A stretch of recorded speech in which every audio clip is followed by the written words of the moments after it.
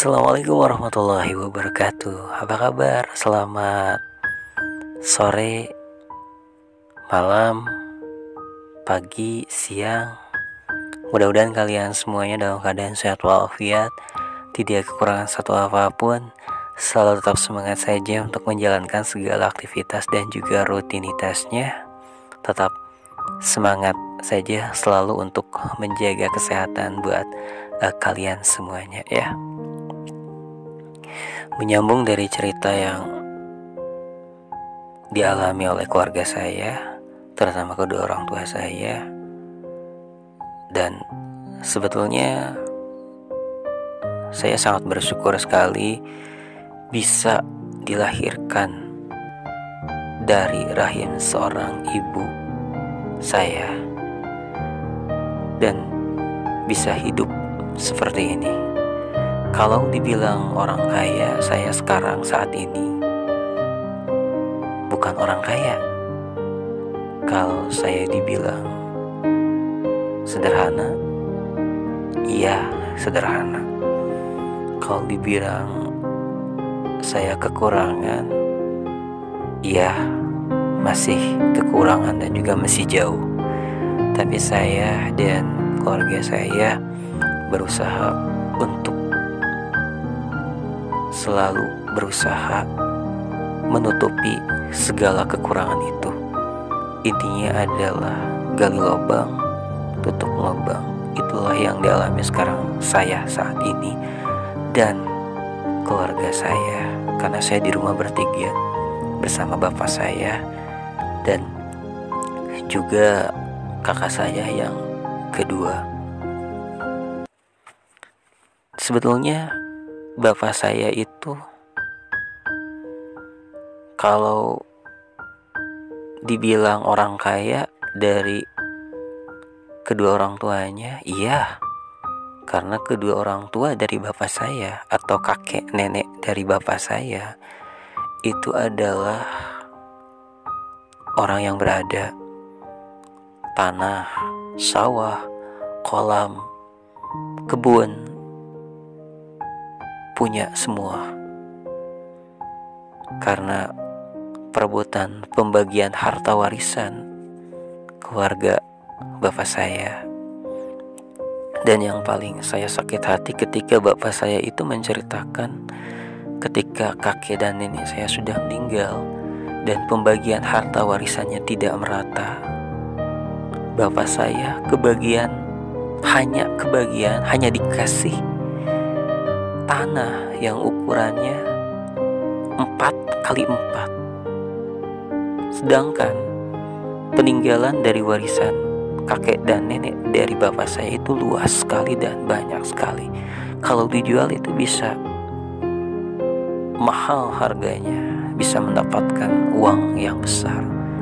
Tapi karena pembagian harta warisannya tidak benar, tidak sesuai dengan syariat Islam, maka uak saya, paman saya, kakak dari bapak saya itu mengambil semua hak dari bapak saya. Karena bapak saya itu 3 bersaudara, 2 laki-laki dan 1 perempuan. Kalau pembagian harta warisannya itu benar dengan syariat Islam, pasti bapak saya juga kebagian dan tidak hidup sesusah ini. Tapi saya sangat bersyukur dan masih banyak berdoa, mudah-mudahan saya bisa berubah dan keluarga juga bisa berubah. Begitupun keluarga dari ibu saya juga sama. Ketika beliau menceritakan kehidupannya, menceritakan asal-usulnya bagaimana, beliau juga sama, ibu saya juga sama. Kakek dan nenek dari ibu saya juga sama, adalah orang yang berada di daerahnya, di Pulau Jawa, ya di Purwokerto gitu ya, di Jawa sama. Ketika nenek dan kakek saya dari ibu saya, maksudnya kedua orang tua dari ibu saya, ketika meninggal dunia Beliau juga meninggalkan warisan dan sama, tapi beliau berbeda. Beliau atau ibu saya itu adik dan kakaknya perempuan semua, tapi ada kakak perempuan yang mengambil semua hak-hak dari ibu saya, sehingga beliau mengembara ke Cianjur. Dan bapak saya juga dari kampung sebelah selatan Cianjur mengembara ke Cianjur kota. Jadi ibu dan bapak saya mengembara ke Cianjur kota. Dan untuk mencukupi kebutuhan sehari-hari, ibu saya berjualan keliling. Karena ibu saya punya kemampuan membuat jajanan, membuat yang bisa dijual, makanya beliau mempunyai keahlian seperti itu dan menjualnya keliling kampung, bahkan keluar kampung saya sendiri. Makanya keluarga saya bisa hidup dari kerja keras berjualan setiap harinya. Kalau pengen tanya jualan apa, ibu saya berjualan kue serabi, atau kalau bahasa Sundanya adalah surabi. Kue surabi yang terbuat dari tepung terigu. Jadi ibu saya yang membuat adonannya, bapak saya yang mencetaknya di cetakan surabi. Selain surabi juga kue-kue basah yang lainnya juga ibu saya punya keahlian membuat, seperti bubur kacang hijau, bubur ketan hitam dan lain sebagainya. Beliau menjualnya keliling kampung, bahkan keluar kampung. Dan bahkan saya bisa sekolah sampai SMA itu berkat beliau dan berkat bapak saya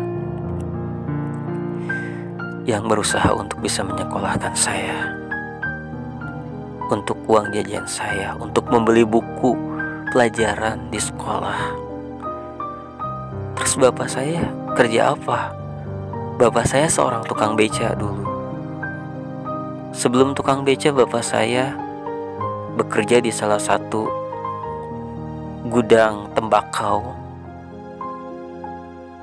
Dan sudah hampir puluhan tahun beliau di gudang tembakau tersebut. Beliau keluar terus menjadi tukang beca. Beliau jalani dengan ikhlas untuk kehidupan sehari-hari dan untuk biaya kebutuhan sehari-hari. Hanya saya saja yang bisa sekolah SMA, lulus SMA. Kakak saya yang pertama meninggal dunia di usia kelas 5 SD, mau naik ke kelas 6. Kakak saya yang kedua lulus SMP. Kakak saya yang ketiga lulus SMP. Adik saya yang pertama meninggal. Adik saya yang kedua lulus SMP juga.